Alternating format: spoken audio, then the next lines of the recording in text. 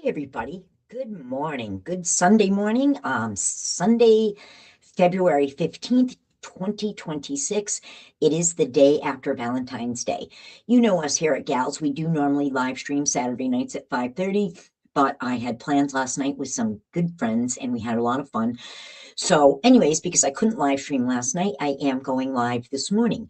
And speaking of Valentine plans with good friends, I do have for us as a special treat today two of my favorite paranormal couples that I actually hung out with last night. We're going to be chatting with Sue and Nathan and Cybil and Evan in just a few minutes. Like I said, two paranormal investigation couples that I have met along the way. And it looks like Cybil and Evan are here in the green room, and Sue and Nathan are also in the green room. So, all right, you guys, you know me. I do want to get my housekeeping done. So I'm going to go ahead and get started because we have a lot to talk about. Welcome to Gals Valentine's Day special. Like I said, we are interviewing two couples in my notebook. My notes are not staying up. Plan B. There we go. There we go. Let's see. Where were we? And yeah, so before I bring on my friends, I do gotta do my thing. I want to thank everybody for watching on Facebook and YouTube. If you're watching live, I really appreciate that. And if you're watching after the fact, I appreciate that as well. Some of my favorite like podcasts and stuff I can't really watch and listen to at the time. So I watch and listen to them later. Do that with us too. Also, while I certainly appreciate all the support on Facebook, I want to, let's see, ask folks. I'm looking for something over here. Banners, media assets. There we go. If it's no trouble for anybody in your spare time after this live stream, if you're watching on Facebook, head over to my YouTube page and like and subscribe. I am trying to build an algorithm here, and YouTube has some really funky constraints. Like if I don't have 100 followers on YouTube, my live stream invitations are only limited to 50, so I can only invite 50 people, which really sucks because I'm how do you get your name out there if you're limited, to how many people you can invite. So I do appreciate any subscriptions and likes on YouTube. I don't have a Patreon. I'm not asking anybody for money. Live streaming is a hobby of mine, and whenever I talk about this being a hobby, this is the part where I give a shout out to Ladybug Pest Control, my day job. You cannot throw your heart and soul into a hobby without a good day job. So I do have to give thanks to Ladybug Pest Control. I love my job and I'm very fortunate.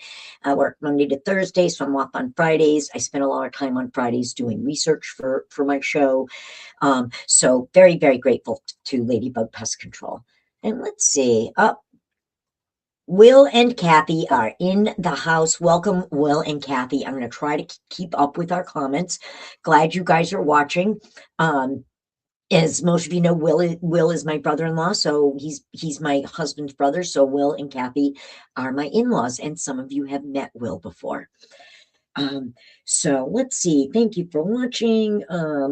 You've all been very faithful. I'm very, very grateful for that. I am new to live streaming and I am new to StreamYard. Please, if you're going to criticize, please be kind. On that note, I am going to throw out that today is the first time I am working with a green screen. So I hope that you can see everything all right. I think we did kind of a test run with Sue and Nathan, and they said I wasn't like pixelating and my glasses aren't disappearing. But if for some reason it does get weird, let me know and I'll take it down. But I tried to get a good camera. I can see like there's white around my fingers, but I don't really care. That's not bad at all. I tried to research so that I have appropriate lighting. I have an appropriate green screen thing hanging behind me. And again, if it looks funky, let me know and I won't do it again.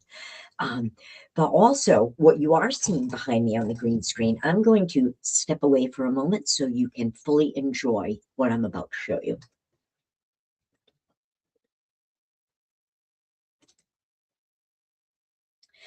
So this beautiful, beautiful print that I have on the green screen. was a gift from my friend Christy. And Christy, I just want to thank you so much. I love this print so much. It's different every time I look at it. And I have the print actually hanging. I'm looking at it right here in my studio. But I thought it was really appropriate for Valentine's Day. It's a heart. I think also I find if you look at there's a tall guy kind of looking down at a woman. It's like a loving pose. I see that in there. And I love that not only do the branches come together in the middle as a heart. Hello, Michelle. But the branches, they branch off. So it's like coming together, but also growing separately. So I really, really love this. And I love the colors. And my birthday is May 1st. So this reminds me very much of spring. Cybil, if you're watching, and Sue, did you guys just see that? I saw that, and the show is being recorded. Let me know in the comments if anybody saw what I just saw on my screen. Go just like that. Let me know. Cybil and I think have seen this before, but we weren't recording, so that ought to be interesting. So anyways, back to what I was saying. My first time with green screen technology, and I thought that this print was very, very appropriate for Valentine's Day. And thank you, Christy. I absolutely love it. And I love it. It's got a place of honor in my studio. Thank you very much. And then on the bigger background, I just kind of put it in the software. I use a smaller camera frame because I have a better camera now. So that kind of explains why I'm this big instead of way out there. Let's see. As you all know, I am my own production assistant, research assistant, and graphic artist. So any errors are mine. Any flubs in the green screen, completely mine. I did do a little research on something that, Sue, I'm going to share with you a little later. But I only did a little research on it, but I've given you something to take the ball and run with, but we'll talk about that shortly. Let's see. And I think before we get into chatting with our good friends, I do want to acknowledge Nancy Guthrie, Mrs. Guthrie, the mother of Savannah Guthrie, Today Show host, NBC Today Show host Savannah Guthrie. I feel like I'm goosebumps. I feel like Mrs. Guthrie is America's mom right now. Mrs. Guthrie is 84. My mom is 82. I'm going to visit my mother next weekend, and I can tell you I'm going to hug her, and I'm not going to let her go.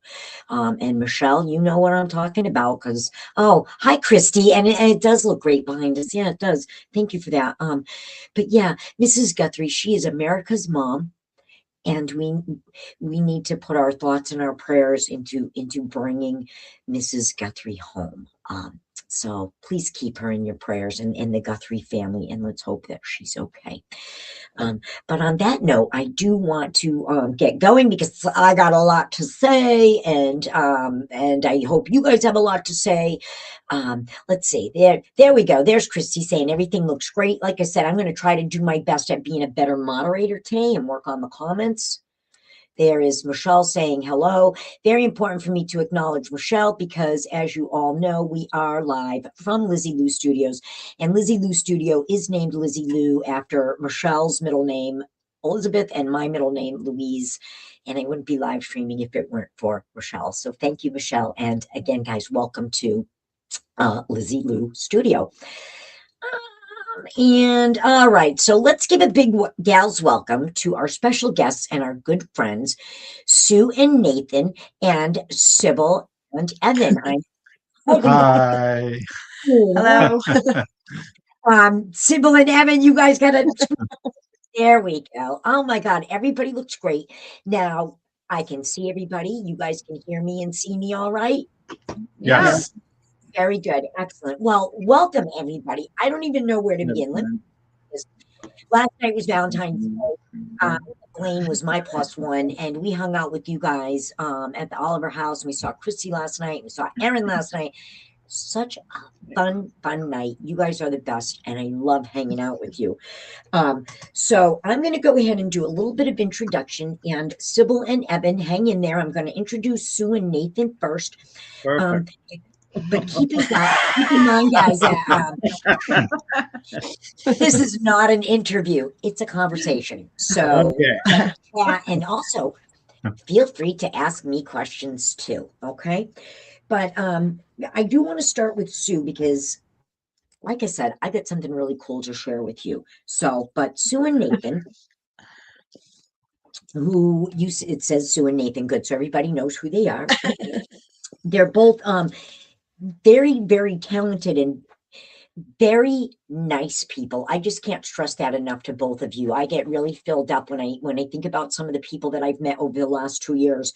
I'm looking at four of my newest best friends, and I appreciate you guys. And you have different paranormal styles. As a couple, you guys really balance each other out.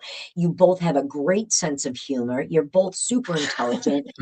And what I find about Sue and Nathan, you're both really, really smart about some of the same things, and you're both really smart about different things. So you bring kind of a different aspect, different facets to things, and you both crack me up. You're both just such funny people. I do want to say about both Evan and Nathan, I am married, and you know that my husband usually does not attend these events with me. Sometimes Will does, and I appreciate that, Will, and we have a good time. But my husband appreciates when I talk about Nathan or Evan, that my husband understands that when I am with you guys, I'm safe. I mean, it's kind of our age, it's kind of our station in life, and I know I know that Nathan and or Evan is going to open the door for me, even something like that, and that kind of stuff. I really appreciate that. But again, I know I'm safe, and my husband knows that I'm with good people, and that there are men, stand-up guys who are hanging out with us. That it's not schmucks, because you know what I'm talking about, right? So you guys have great investigative skills. Sue is also a published author, and I wanted to say that this is what I'll be doing this afternoon. I will be reading about the lighthouse. I have the new, is this the latest copy of Morbid Curious, number 11? No, so there's one after that. Which you're in as well. I'm in as well. Which you're able, I'll have to get my hands on that copy too. Yes. My library is really growing. Yeah. I'm looking, was it page 30? Somewhere around there. Yes, Yeah, it was. so the thing There it about this is it's about the Minot Lighthouse, Yeah. and you did a whole show about lighthouses.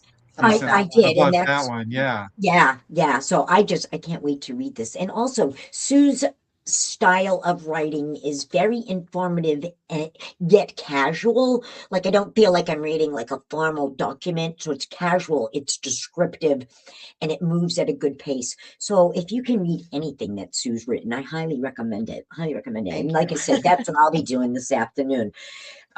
So let's see, what else did I want to say about Sue? Sue also she is what she calls a medium in training. And I think you're getting well past your training, because your mind is going to be blown when I tell you what I got to tell you. So anyways, on that note, Sue, starting with you, tell us, as a medium in training, how did you and when did you first discover that you had talents as a medium? Well, it was a long time ago. I lived in Salem for a while, and I actually experienced like a time slip, which blew my mind. Um, but I also at the time was doing like astral projection and things like that, and just through meditations. And I freaked myself out and just kind of closed that door. And this is back in the 80s, right? Yeah, and so I'm old. Right. Which So I'm sorry, I just dated us.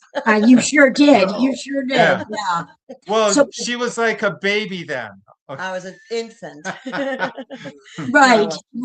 Now, but that was before you guys met. Yeah, a long time yeah. So before. just to give us a sense, I know you guys are married. When did you guys meet? September 24th, 2009. He always remembers that. Gold stars, Nathan. Wow. But wait, what was the? She doesn't remember. Obviously, you do. What was the year again?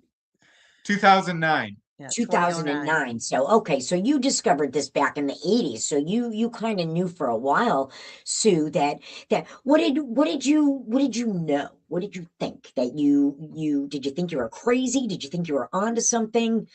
I just thought I was different because I am, but Oh, I'm unique. So I kind of like, a lot of people didn't really want to talk about, like love it. it never came up.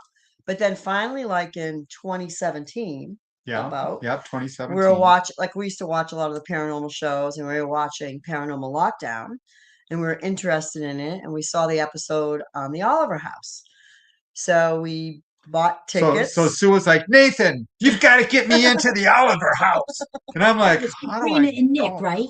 Lockdown. Yes, Yeah. yes. Okay, I saw So that we many so times. we went online and we saw that they had an event. We bought tickets, and then the rest is history. Since then, we've been investigating like any place. We started local and we've been branching out. And we return many times to some of the same, locations. Right. Some of the Including the same Oliver House, haunts. which we were at last night. Yes. Yeah, yeah. Yeah. Um, so wow, yeah, kind of the rest is history, isn't it? I feel like and I think sometimes I sound like a broken record. I talk a lot about Ghost Adventures, and I know a lot of people are down on Ghost Adventures. I am Mhm. not down on Ghost No. Adventures. I do love Zach, I love Aaron, I love Nick, the old ones, I love Billy and Jane, and the new ones. But as I've always been a camera techie, a video techie, always. And with Ghost Adventures, those of you who know me know what I'm going to say. With no big camera crews following us around, Ghost Adventures put this in my hands as an everyday average Joe. So I gotta say that was a big factor for me to get involved. Like you said, you see it on the TV shows, and you're like, hey, there really is. Even with Nick and Katrina, there's no big camera crews following them around. Maybe one camera guy. What's his name, Rob? But yeah, which I also think he sings the theme song to that Oh, show really? as well. Rob, their camera guy, pretty sure he does. Wow. Sure he does, yeah. So, all right. So now I want to bring on Cybil and Evan. Welcome you guys too, and we hung out with you guys last night too. Um, Hello, everybody. so Cybil, I'm going to introduce you. Cybil is a highly intuitive psychic medium, and Sybil comes from an ancestry of talented psychic people, and you're going to tell us more about that because I'm sure I did not say that well. And I feel like I have to throw this up there. You guys met on Christie's birthday. I think that's what Christie's talking about in Yeah, September. Yeah, there you go. Throw that up there. Nathan and Sue met So on Chrissy's birthday. Oh, yeah, the first isn't that event was her cool? birthday. Yeah. Oh my So, God. anyways, Wow. sorry, trying to moderate everything here. I got a lot of balls there. Thank you for being patient with me. But Sybil, what I wanted to say about us, I feel like Sybil and I are really kind of slowly and carefully crafting a vision of how we would like to proceed kind of as a team doing this. It's not just gals is my thing. Sybil's got her own thing, but we're really, I think together we're looking forward. You got your own stuff, I got my own stuff, but again, really looking forward to But together we some can of the conquer things the world. we really can. We really can. And I think I'm kind of good at marketing. And so anyways, I think that we're onto something here. But Sybil, growing up in a family that has a long history, and a large family, from what I understand, but that has a long history of psychic abilities or medium abilities, how did you first discover that you had talents, and where did you fit into your family growing up, knowing that that was all around you? Well, I found out that I'm a 13th generational psychic medium, and it comes from my mother's side. My grandfather used to do astral projection. He used to go and he would, with the kids would come home and he'd be like, I can tell you everything that's in your pockets.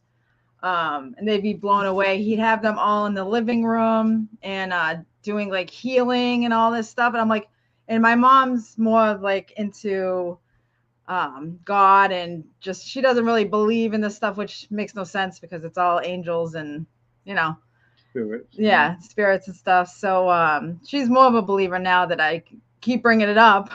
Yeah. But I was like, why didn't 13th you tell me generation, that did you your say? father? Sorry.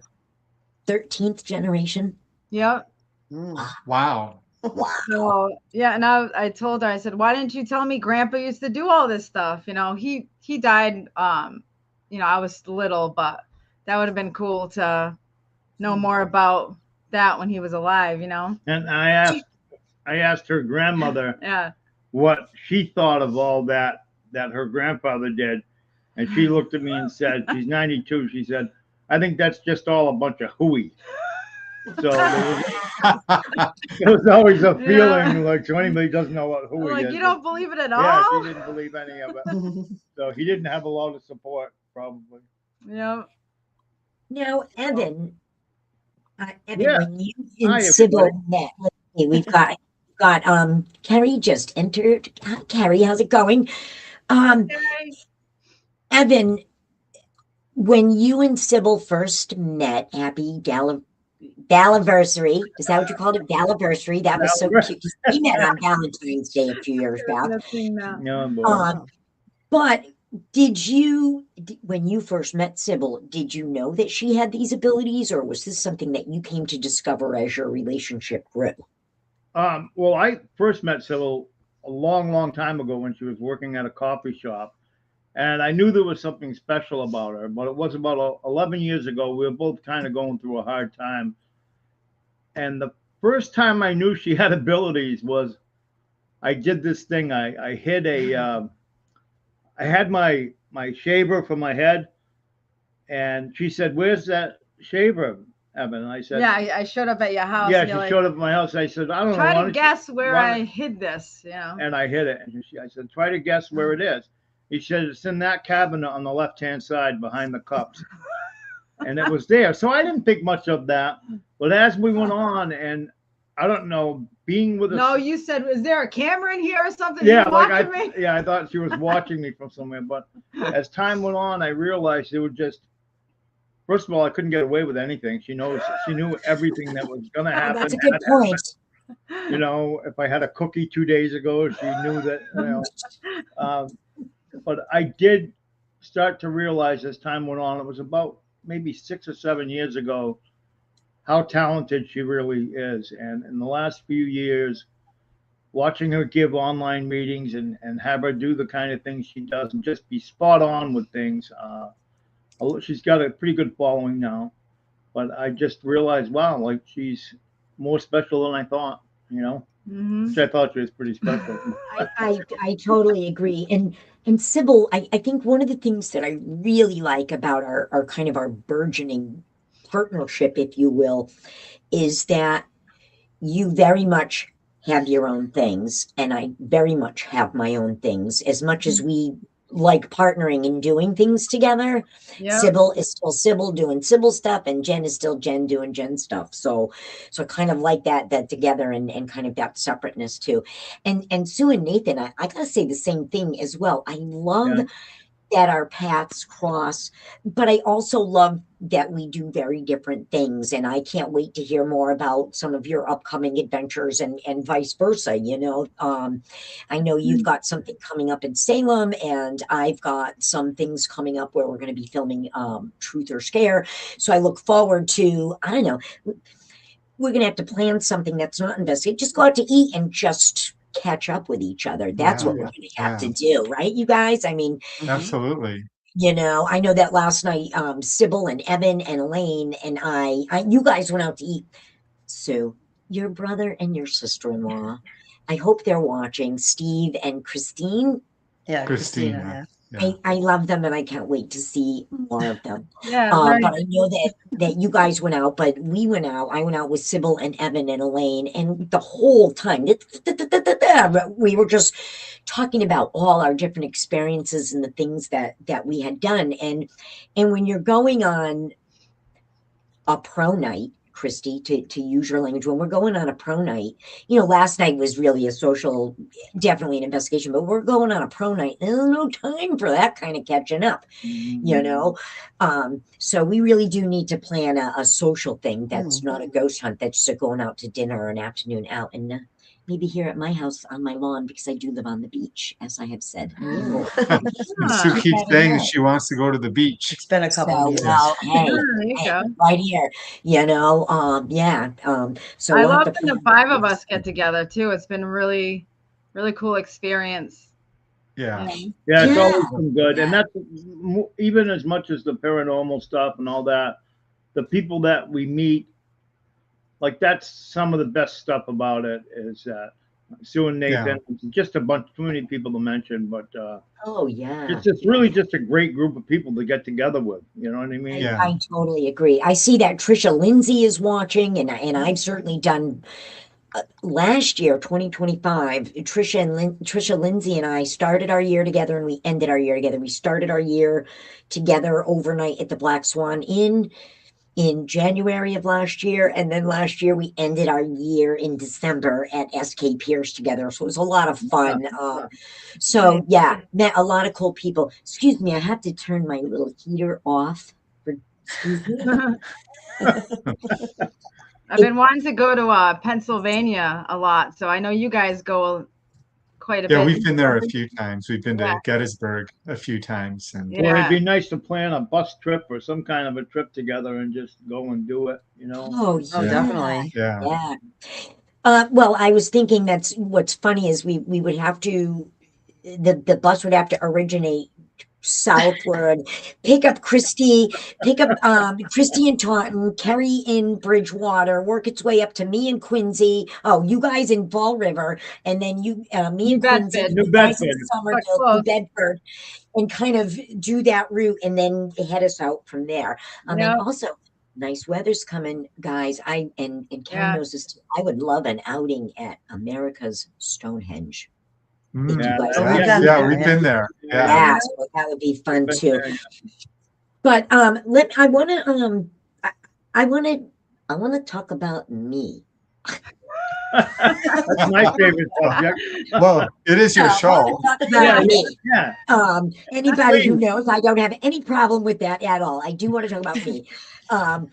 But in the context of you guys. So hear me out. So I am going to start with what I'm going to do is I'm going to vouch personally for both Cybil and Sue. Okay. I have known them both for a couple of years and have done some really cool investigating stuff with them, but I'm going to start with Cybil. Will, my brother-in-law, at one point, I had said to Cybil had met Will, my brother-in-law, and I said to Cybil, Will has a mystery in his family. Would you be interested in doing a live read? And that's all I said to her. And she said, yes. And that's all we said. Now, I knew what this mystery was in Will's family because Will is my brother-in-law. He's my husband's brother. So I've known about this mystery as long as I've been Jennifer Payne, involved with the Payne family. So for over 30 years, I've known about this mystery. And that's all I said to Cybil. So I think I said that to Cybil on a Wednesday, and we were going to live stream Saturday. It's all we said to each other. And then Friday, Cybil texted me and said, I think 2 things. Is this about a little boy, and is this a disappearance? And all I said to Cybil was yes. Just that one word, just to verify that. So now Will, my brother-in-law, had sent me some documents about this mystery, and I was able to do some research about the time and the location and the weather and some really specifics about this mystery. We had there was a death certificate involved and so on and so forth. So now we go live, and Will was in the comments, and it was Cybil and myself on screen, and Cybil starts talking, and Cybil picked up on many things. A little boy went missing, very, very cold, extreme cold she was talking about. Go ahead, say something. I was going to say before we went live, there was I said, why do I keep getting that other name? Your husband, and ended up being your husband's name, which I never Michael. knew your husband's name. Yeah, I said, why do I keep Michael. getting the name Michael? Right. Forgot about that. Yeah. So, so Sybil had picked up on a name. She had picked up on very, very cold, water, and quite a few other, and I'm just not, as she's saying things, I'm just kind of nodding my head, and Will is piping in on a few things. But again, keep in mind, you know me, if I am going to live stream, I'm going to do some research. So I had kind of done my homework. So I am going to, and William Payne, my brother-in-law that I love with all my heart and soul, I don't mean any disrespect, but I am going to condense this just for the sake of time. What had happened, and I think it was 1956. This was before my husband Mike was born. Will had a brother named Stephen who disappeared January 6th, I believe it was, of 1956, from a housing project building from their apartment in East Boston. Yeah, and there was a window open. There was a window open. He was 6 years old, and this was January 6th. And how they discovered, on Goosebumps, how they discovered that Stephen was missing was that there was a window open. And at first they thought that maybe he had gone out to play with his little friends. Well, he was 6, and it was January 6th of 1956. And I did my research, and on January 6th of 1956, Boston was experiencing an extreme cold snap. On that day, there was a high of 6 degrees in Boston. A little 6-year-old boy did not go out his bedroom window with no coat and no shoes and no nothing and sneak out to play with his friends. The sun set at 5 something. I told you I did my research that day. The sun set at 5 something that day. A 6-year-old boy did not go out in the dark in 6 degrees. Yeah. So anyways, so Stephen was missing, and certainly the police were involved, and Will was there, and there were other children in the home, and Will's stepfather, or Will's father was there, Robert Payne. Robert Payne was not the father of Stephen and the other children, although certainly Robert Payne was not any, they he went on to father my own husband, so he was around for a while. But, and during that time, their mother, we're talking about the Nancy Guthrie case. During that time, their mother received at least one call that I know of from a kidnapper, saying things, I think, Will, correct me if I'm wrong, saying things like that Stephen was actually being cared for. I don't think they were looking for a ransom or something like that.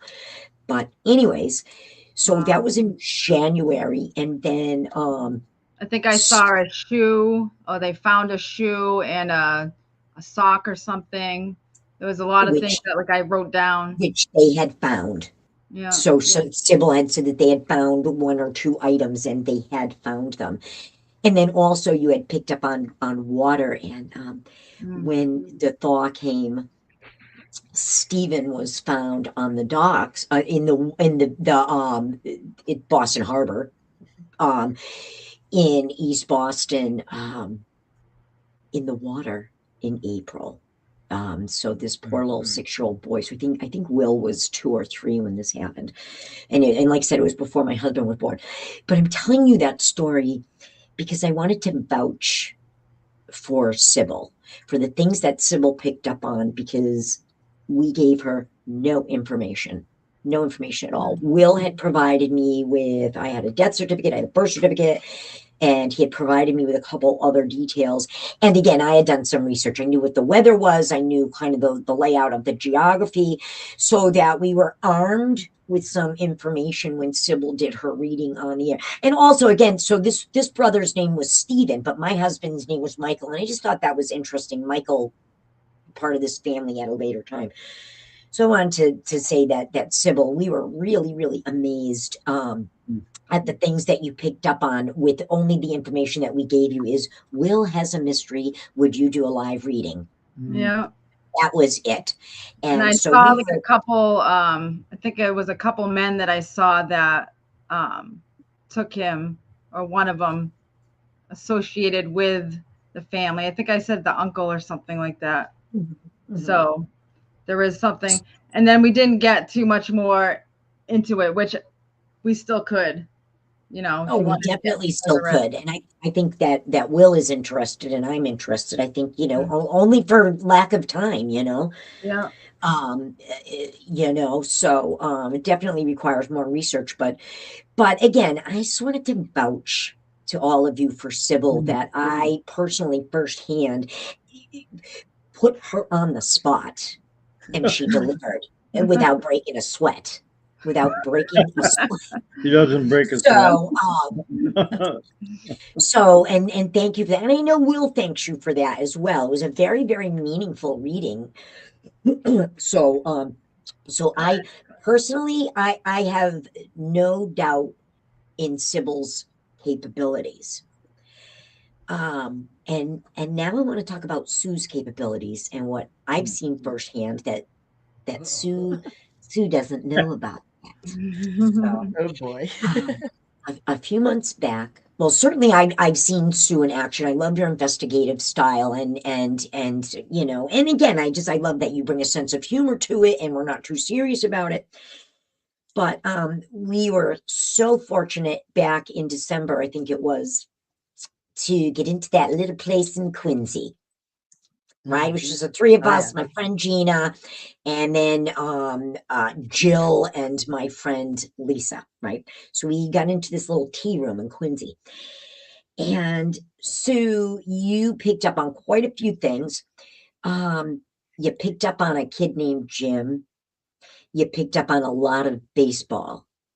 You picked up on illness and injury, like mechanical injury, kind of like bodily injury. You picked up on a pharmacy with a soda counter and a soda jerk, and kind of school sports and that kind of stuff. So I took the ball and I ran with it.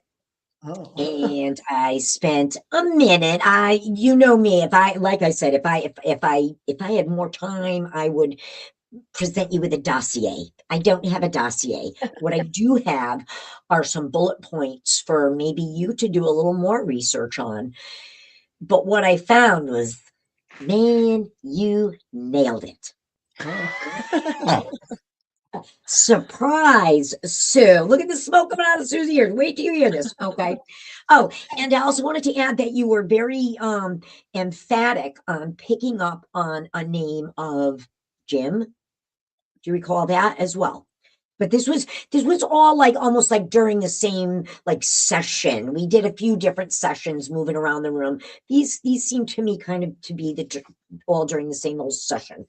And this is what I come up with. So where we were located in Quincy, Quincy High School is not near there, but it used to be. Quincy High School is new now, and it's closer to where I live now. But Quincy High School used to be, I don't know, maybe a half a mile behind where we were sitting. Okay. So think sports, baseball, all that kind of stuff too. The Quincy, very proud of their sports. Well, on April 5th, 1952, a man was born in Quincy and his name was Jim McNally. He graduated from Quincy High School in 1970. That would have put him at an age where many, many people that I found online recall going to Miller's drugstore, which was about a quarter of a mile from where we were sitting, with Mr. and Mrs. Miller themselves behind the soda counter, pouring sodas and ice cream sodas for the kids who came in after baseball practice, after school. Okay. So now, not only was there Miller Pharmacy with the soda fountain serving soda to the kids who had played baseball, there was another pharmacy in Quincy that's now closed, but was there for a long time, called Blackwell Pharmacy. Blackwell Pharmacy was a different type of pharmacy. So Miller Pharmacy was your drugstore with the soda counter, probably a little 5 and dime aspect of it where all the kids gathered and that kind of thing.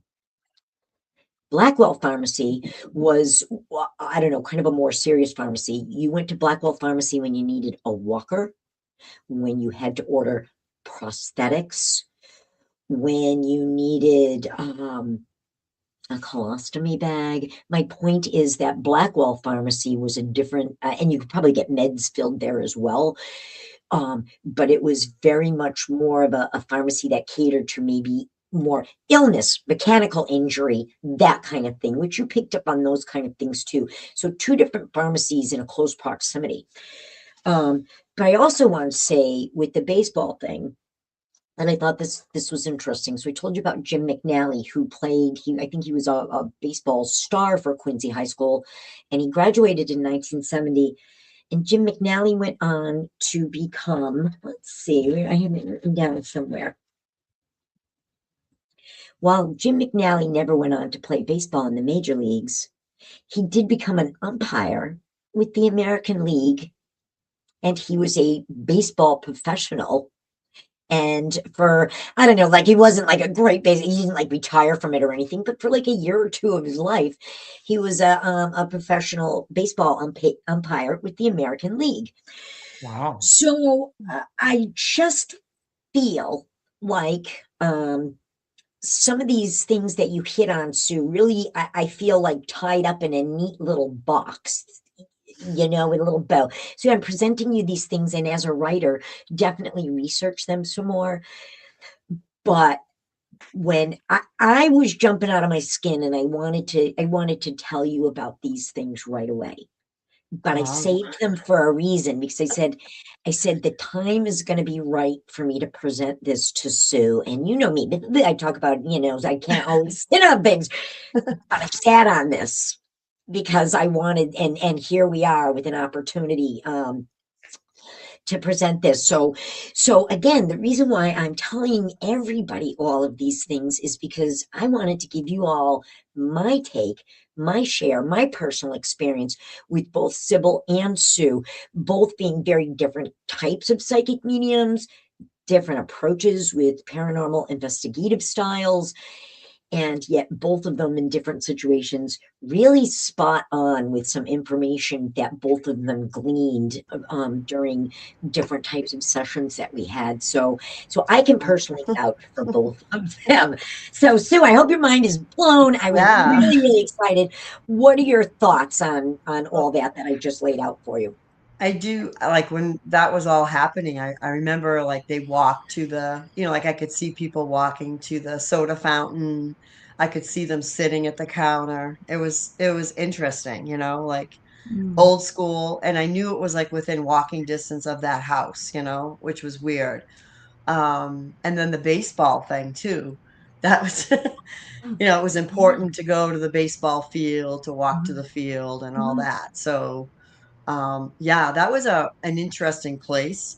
There was a lot going on there that night.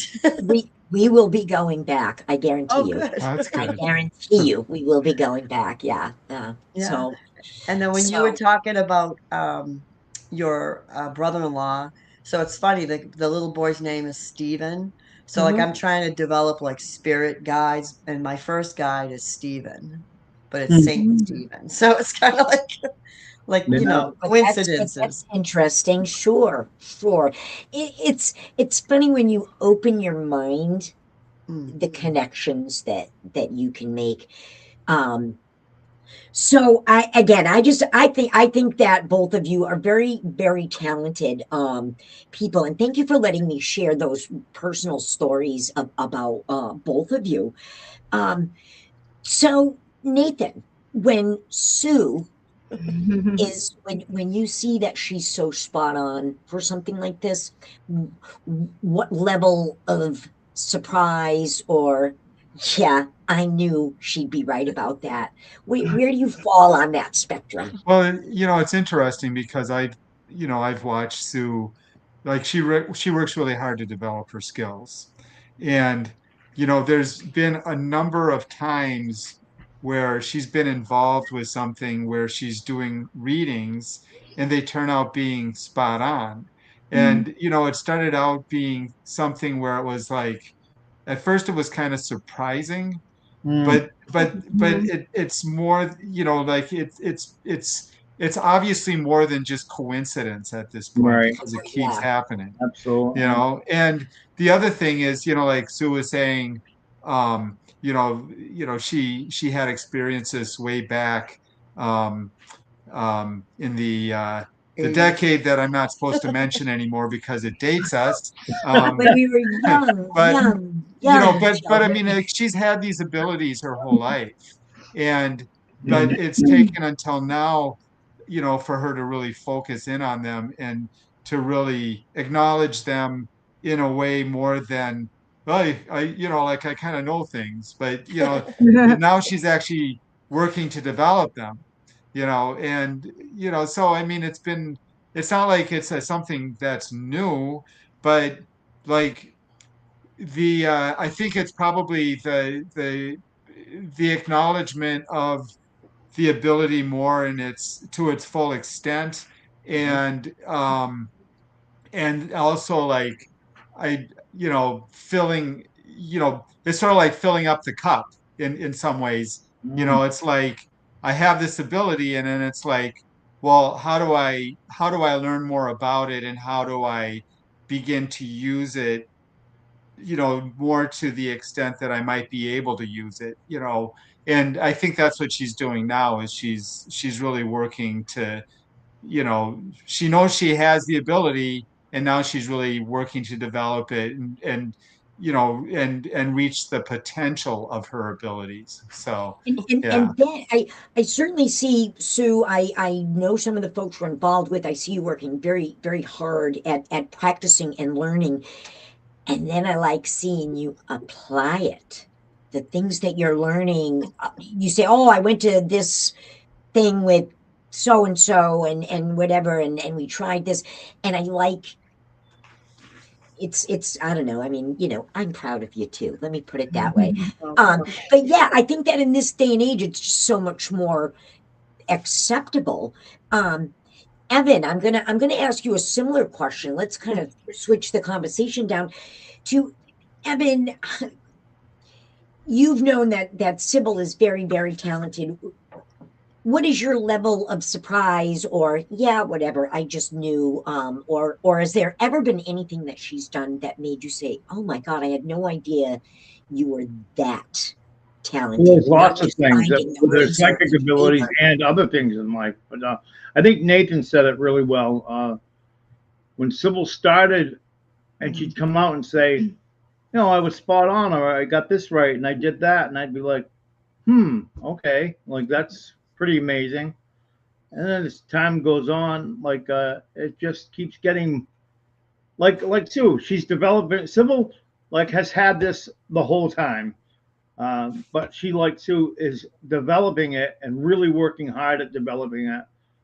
So I'm not really surprised, but I'm always happy with the people that give validation and they don't try to debunk what she's saying, or they, you know what I mean? They leave out information when Sybil gets something right.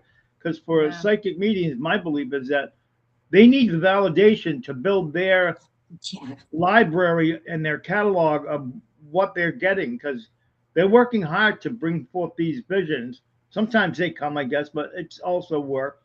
But there's people out there that'll just they get a kick out of like saying, no, that didn't happen. No, that's not it. And then come to find out later, it's exactly what happened. Or give me a name or this or Well, that. there It has are to be specifics, I call them the One-liners. name people. There's the name people. What's their name? Like, if they The wanted name's me to not know, always if they wanted important. you to know their name, and she has gotten names, but she doesn't always get names. But there's people that want these informations that she can't. That's not what she's meant to give at that point. Mhm. But I'm not surprised anymore. I'm amazed, but I'm not surprised. So you really take it in stride. Yeah, right now, I mean, if she came out and said, "Holy crap!" Like I was Mhm. totally wrong or something like that, like there was times when she like things didn't. The person was like, "Well, not really," and then we were at They one message place. Where later was on. it? In I think it was in Bridgewater, in the big soccer field or something. They had son of a psychic and craft event, and I was up on the upper level. Oh yeah. And I watched this girl, and at the beginning, I kept seeing her shake her head, no, no, no. And by the end of it, she was crying and shaking her head, yes, yes, yes. So, Cybil has different ways of bringing stuff out in people, and then they don't even. One of the first readings she got, the person mentioned somebody with the letter J, and she's like, no. No, I was like, I can't think of anybody with the letter J. Hello, my brother's first name is, has a J in it. He passed away. So we call that psychic. You lost. So we call that psychic amnesia. So when you're getting a reading or somebody's, especially if you're looking for a specific message from a certain person, when somebody else comes through or some other information's coming through, people are like, no, it doesn't make sense. And then later on, they're like, oh, okay. So no, I'm not surprised, and I really love Sue and Nathan, the people that we get together with, because we can all learn from each other too, and it's really neat to watch everybody as their abilities grow. So yeah, and I feel we'll always be growing too, and it'd be really cool for me and Sue to go around next time we're on an investigation and see what you pick up on and what I pick up on, and see if we get some of the same stuff, and because I could probably be feeling something and you could be seeing something, or vice versa, And then what are me and Nathan supposed to do? You and Nathan, you guys just get together and what are we like? Just like you start using your ability No. to feel into it. What are you guys feeling? Yeah, I know Nathan probably feels a lot too. I get a lot just being around him. Yeah. He does. It's like, it's amazing with Nathan too. Like we'll be somewhere and we'll both be like, do you feel that? It's like it starts. When we were in Gettysburg, just quickly, the phantom amputation pains. Yeah. So we were staying at the Cashtown Inn, and they were going to have a tour of the basement, that night, and we weren't going to be able to make it. So I guess he was like either the manager or the owner. I'm not sure. We're not sure who he was. He brought us down there. And while we were down there, my ankle started to really hurt. And it just, and it like I was having trouble walking.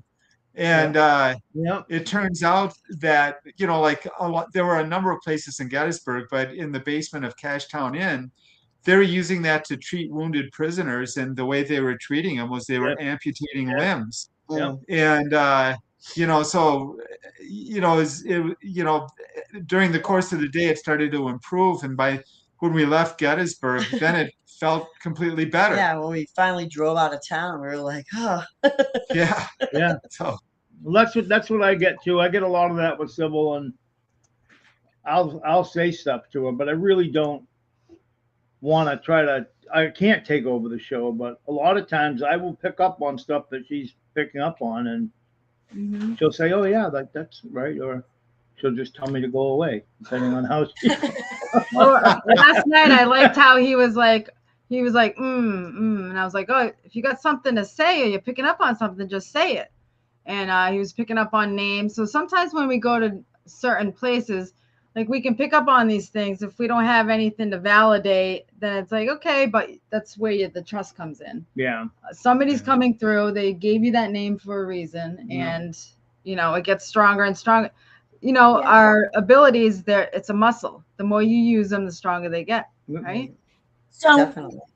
Evan, you were talking about how when people validate things that Cybil say, it's like when you were picking up names, you have to say it too, so that Cybil or someone can validate you. I'm going to say something that Christy, really stuck with me, that she said on one of my first kind of ghost hunts with Christy.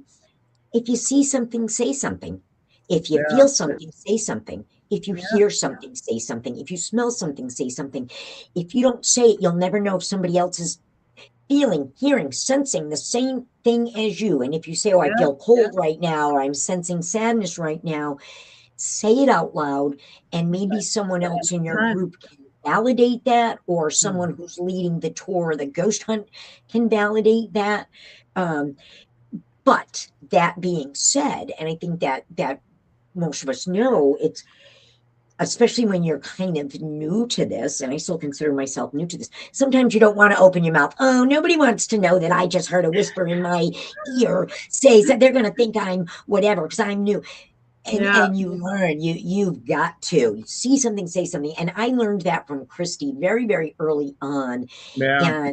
And so when we go to someplace, if anybody asks me, can I give somebody advice? I try to say that. If you see or hear or sense something, say something. Maybe someone else can validate it, and they're afraid to say it too. I also think, certainly as couples, you guys have that thing between you as that any long-term couple has, that you can finish each other's sandwiches. No, I'll finish her ice cream. Yeah.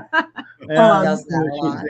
But and also anybody people who have children, not just mothers but fathers, have there's certain things that we do in life that help develop our skills, and not everybody has children that's intuitive.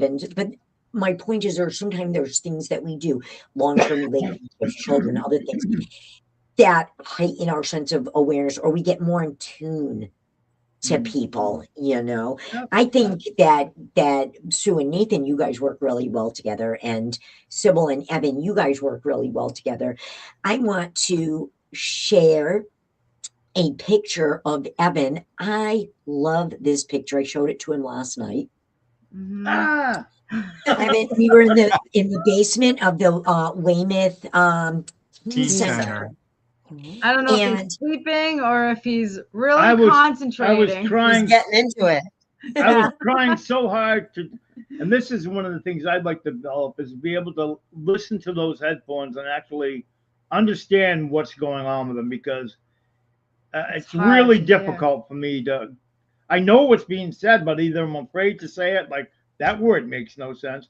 And once you get into that state of mind, like I see why people, when they put the headphones on, they just blurt out whatever they want, whatever they hear. Because with me, I'm like, oh, I can't say that word, or that's not the right word.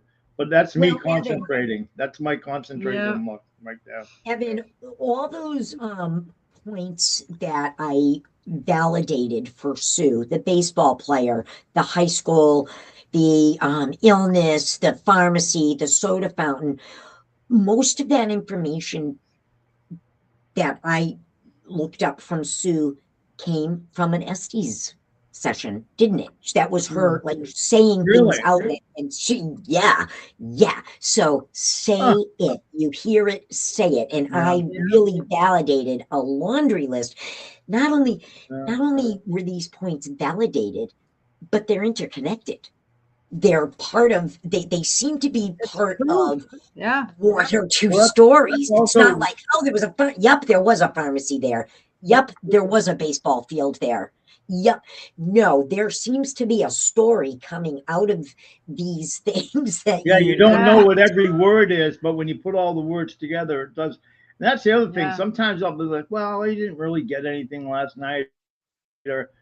But part of it is, if I'm not contributing, I don't know or if we don't contribute as a group, we don't know what we're not getting, because there's no. Now, the only thing came to me last night was the name Samuel when somebody asked for names. And I'm like, well, Samuel it's a period name. Like, that's obviously there's Sam that, you know what I mean? Like, I was like, that's not a real name. An hour later, or less than an hour later, somebody literally said Samuel Adams. Really? Somebody literally said that after you picked up on that name. So, I mean, it is a period name, and Samuel, but yes, somebody said that because he was one of the people that read those letters on the street corner in Boston that brought the Hutchinsons down. So again, say it, you hear it say, and that house, I find, and anybody who's been there, correct me if I'm wrong, that house will talk to you. Will it not? It will whisper to you. It will send feelings through you.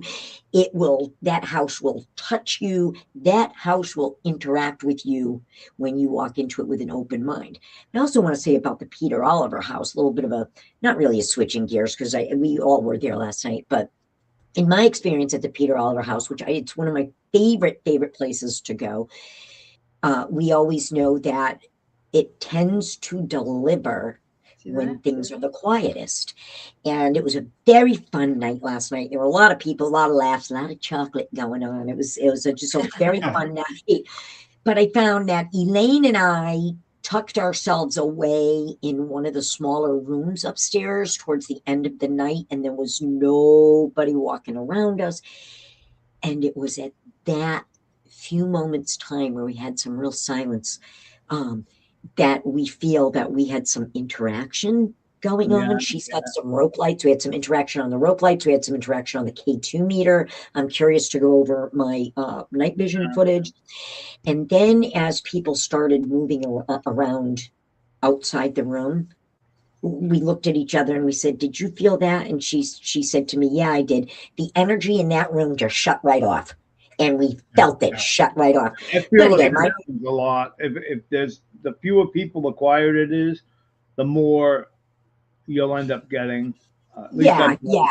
And I think that the Oliver house is just is really just that way. Is that really delivers when things are quiet. But well, look at this. Look at this.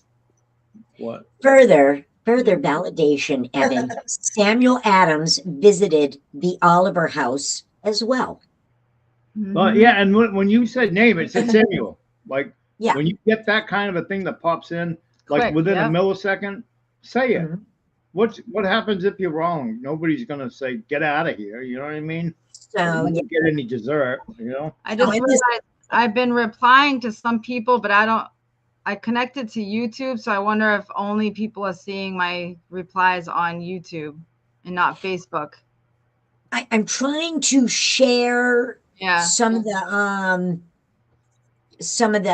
comments. So I'm getting so big I need a moderator. It's hard to comments at the same time, you know. So we've been talking about our psychic abilities and our feelings and the things that we've picked up on.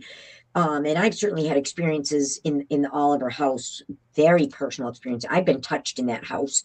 I got pushed against a wall in that house. But as far as equipment goes, you know what? Hang on a second. Let me backtrack. Can I share a few photos? Can I switch gears here, guys? I want to share a few photos. I shared this picture of Evan, and Evan, again, I really want to encourage you because you've got some good talents too. Thank you. Stop, yeah.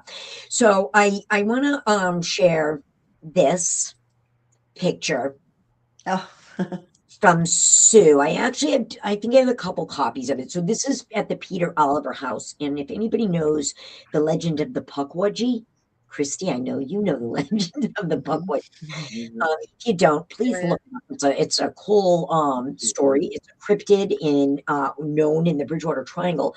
You can see in the top left, there's a little thing in the lower picture. I zoomed in and circled it. Now, let me see.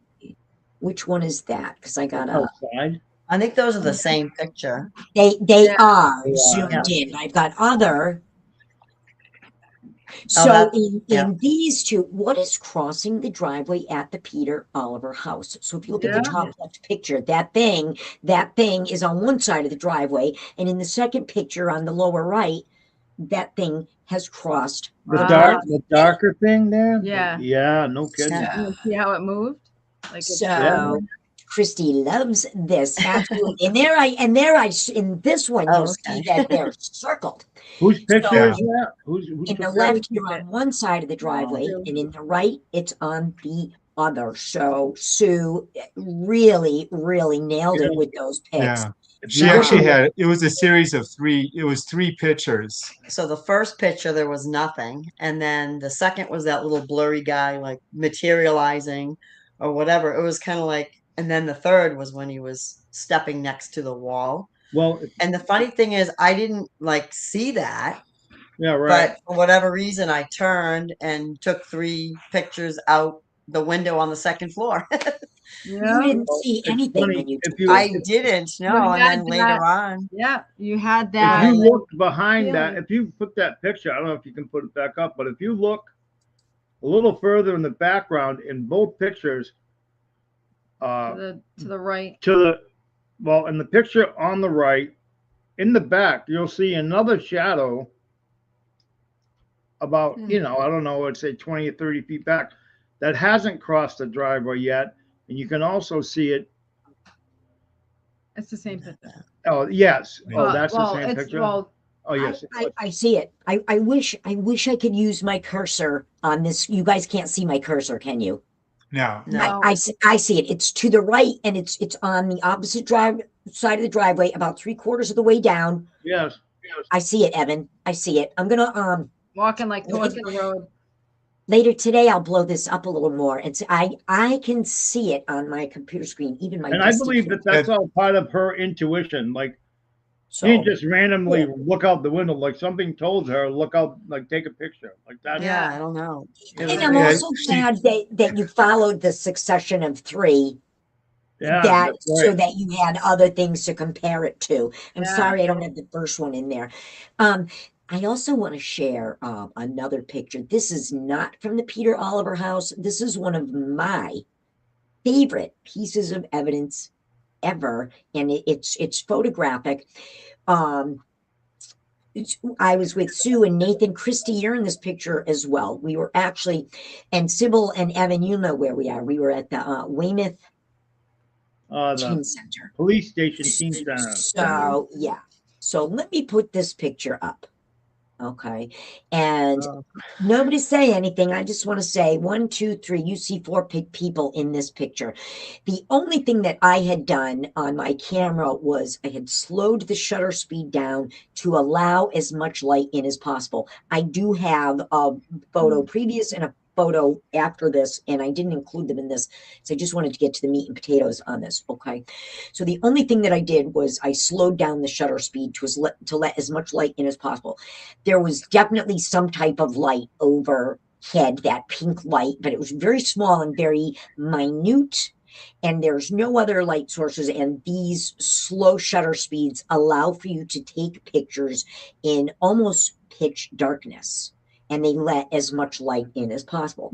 So, like I said, anybody looking at this picture, you see a girl in a light sweatshirt with a bun. And then to her right in the middle, you see Nathan with a black t-shirt. You can see his ear, and it looks like he's looking to the side, and it looks like he's looking to that blonde guy. There's a blonde guy to Nathan's left. And then on the right of the picture, we see Christy with a plaid shirt. I can see her jeans and sneakers, and Christy is looking to the right as well. Yeah. So I'm pretty sure that you all see 1, 2, 3, 4 people in that picture, right? Yeah. yeah. Okay, so see the blue arrow pointing to that blonde guy? Yeah. He wasn't there. Nathan, you know this, and Sue, you know this, and Christy, I think you know this because I've showed this to you before. There were only 3 people in this picture when I took it. The girl with the sweatshirt with the bun, Nathan in the black t-shirt to her left, and he's looking to his left, and you see his hair and his ear, and then Christy standing up to the right. That man that you see with the blonde hair, and I see his eyes, and I see his nose, and I see him leaning forward. It almost looks like Nathan's showing him something.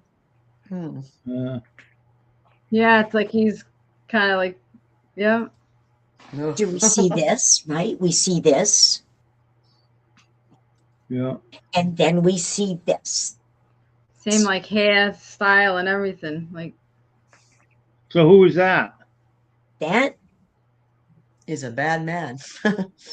Oh, is that the guy? that Gary? is Gary? the serial killer, Gary Lee Sampson, who somebody out there has got to do some looking up on how many serial killers got a middle name of Lee. But I'm telling you, and thank you guys. It is amazing evidence. It is, to me, it's absolutely mind blowing. And I remember Kathy was saying, "Oh, we don't want that bad energy here." But honestly, I think two things. I think if that person, if Gary Lee Sampson were there at that time, I think a couple of things. I think one, it would be not unreasonable to think that Gary Sampson had spent at least one night in the drunk tank in the Weymouth jail, which is what this building used to be, because he is from that area. Secondly, Gary Lee Sampson being from that area, perhaps he's drawn to the Weymouth Teen Center because the Weymouth Teen Center is a really safe place for troubled kids to go. And if Gary Sampson had had a place like the Weymouth Teen Center, Maybe he wouldn't have turned out. maybe he would, because in the very end, Evan, Gary Sampson was calling the FBI saying, "Stop me, stop me." Yeah. Wow. So perhaps we don't know I what kind think that of for outcome he sure. You know what I mean? had. All right. Well, Christy says that's the former cop, Joe, and I cannot dispute that, because where we were He's a was cop. the opposites I remember the of cop. the former police station. So I Christy remember the says cop that, named Joe. so Well, we that did is talk with very Joe a lot. interesting. I'm gonna No, I have to look up a picture of that guy. Well, that night we were there, well, not that night, the last time we were there, we came up with Joe a lot. Yeah. Like Yeah. he came up several I know. times. I know. Was And that? there I were don't know if that several was the different same night. Joes, so I Yeah, don't, they that were. were cops, they were officers, so Yeah. Okay. Well, that's such an active building. yeah. Anyways, thank you for that information. I'm going to pop this back up there again. Christy said that she has seen his picture, so I would have to take that as validation, for sure. But the main thing that we are showing you here is that when I took that photograph, there were only 3 people there. Again, the girl in the sweatshirt with the bun, Nathan, and Christy. Yeah. And that building always has a lot to say. So anybody want to does anybody want to ask me anything? Or not? Don't even worry about it. I'm teasing you guys. It's putting people on the spot. So, Yeah. I was just gonna say, this has been always a lot of fun, and I'm so happy that you're taking this to the next level, because your level of commitment and courage and like just energy is amazing, and it really helps us to. And we look forward to doing it and being around you. So just keep up the good work, and the green screen looks great, by the way. And I Thank you. think it makes all of us look great. So I Yeah. appreciate everything, and I feel the same. I feel like when I get together with you guys, especially with you, Cybil, there's just a really good energy to what we do, and definitely looking forward to taking things to the next level. So listen, guys, we've been going for an hour and 15, so I'm going to start winding things down. Thank you for those very, very kind words, Evan. you got it. God, you guys, thank you. Look, we have got, and there's Aaron. We have got a million comments. I will throw this out there. Anybody who commented will get their name thrown in, or if it's your first comment, it'll be your first time being thrown in. Anybody What who's is that? commented again, it is. What just happened? There's a scary baby. Doll head. We'll be raffling off this brand new creepy doll head EMF detector. It is a $50 value. And the drawing will be April 25th. It is a raffle, and like I said, everybody who commented will get another drop in the bag there. But you guys, I love hanging out with you guys. I love investigating with you guys. We have to plan an outing where we're not investigating and we're just hanging out. And soon. And Yeah, definitely definitely soon. Thank you for having us, Jennifer. Yeah, This has thank been you. awesome. And your dedication, it's just amazing. Yeah, See, I it love is. that. I love your work ethic, Yeah. and you uncover all kinds of stuff. And I love the people you have on your shows. They're just Yeah. great. Thank you. Sorry. Christy's going to be, Christy, I will not put your name in that raffle drawing. Don't worry. Okay. Nope. It's too funny. Christy wants That's no too part of funny. it. So, You had guys, I'm going to sign off my guests and just do a quick goodbye. Thank you. You were wonderful guests. everyone. Thank you. Nice Bye, to see Megan. everybody. Can't Bye. wait Great to Sunday. I think where we have like a all of us definitely coming up in April, and definitely some things coming up. Thank you guys. You were awesome guests. Farewell for now. Like I said, stick around. I'm going to say my goodbyes on screen. I am going to take you guys off. Thanks again. You were all wonderful Take care. guests. See you guys. Thank you. Bye. Bye. Thank you. Oh my God, was this like the best gals coffee hour ever? Yes, it was. I want to say thank you so much to my guests, Cybil and Evan, and to Sue and Nathan. I want to thank you to everybody who tuned in today, everybody who commented. Christy, as always, your insight is always welcome, and your experience is always welcome. And everybody who commented, Joy, it was just such a pleasure interacting with you. And Erin, thank you for showing up. Looking forward to hanging out more with Erin. Will and Kathy, thank you for letting me share your story, Will. And let's see, anybody else? Trisha Lindsay, you watched. I really appreciate that. My cousin Rochelle, thank you so much. This was really, really an amazing show, you guys. Thanks for watching our Gals, Ghosts and Ladies Valentine special with two of my favorite paranormal couples, Sue and Nathan, and Evan and Cybil. And again, thank you everybody for commenting, and thank you, Christy, my special guest commentator, for your wisdom, your humor, your experience, everything. We can't wait to hang out with everybody again really, really soon. Take care and have a great Sunday. Bye-bye, everybody. Signing off.